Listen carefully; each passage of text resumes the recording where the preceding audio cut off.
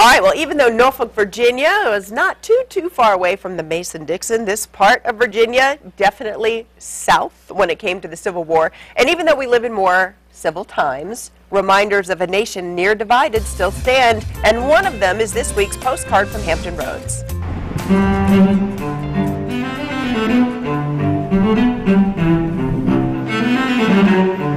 Well, here in downtown Norfolk, the middle of the busy business district, is a beautiful monument that has been here longer than any of the tall buildings that surround it now. It is the Confederate monument to the Civil War. I want to introduce you now to Norfolk historian Peggy McPhillips. Hi, Carrie. Hi, and we watch folks walk by and whiz by in their cars, but people should really slow down and take a look. And look way, way up.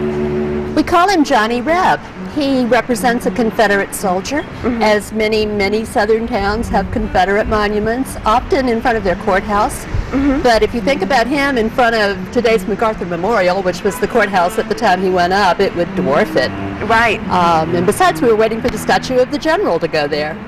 This actually was put up in Norfolk's busiest spot. It's the busiest spot downtown today, and it was when it went up in 1907.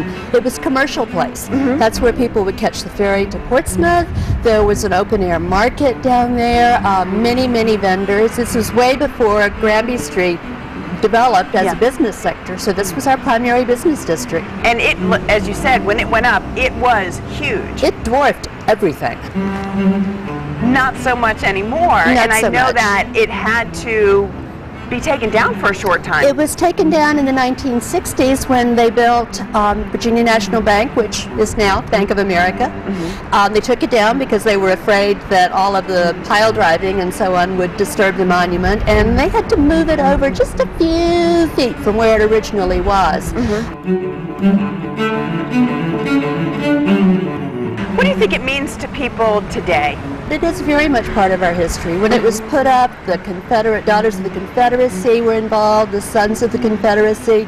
There were still veterans of the Civil War alive at the time. Yeah.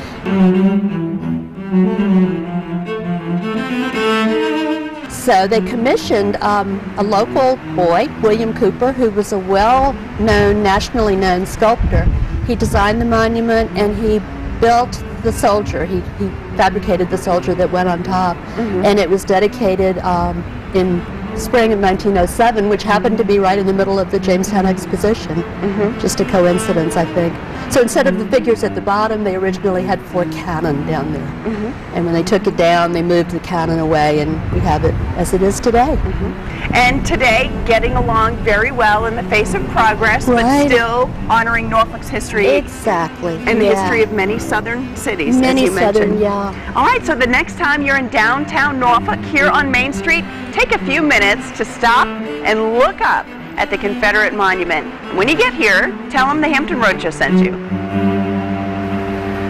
You know, one of the plaques on the side of it recognizes the last reunion that they had in 1951, and there were 3 Civil War veterans there.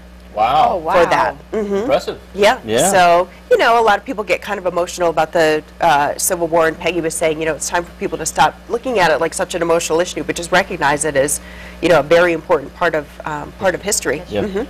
I like the fact that Johnny Reb was designed by a local person. William Cooper, I think it was. Yeah, that's pretty cool. Yeah, it's a neat little spot. So thanks again to Pat Dowd for a nice job putting it Good together. history once again. Johnny Reb.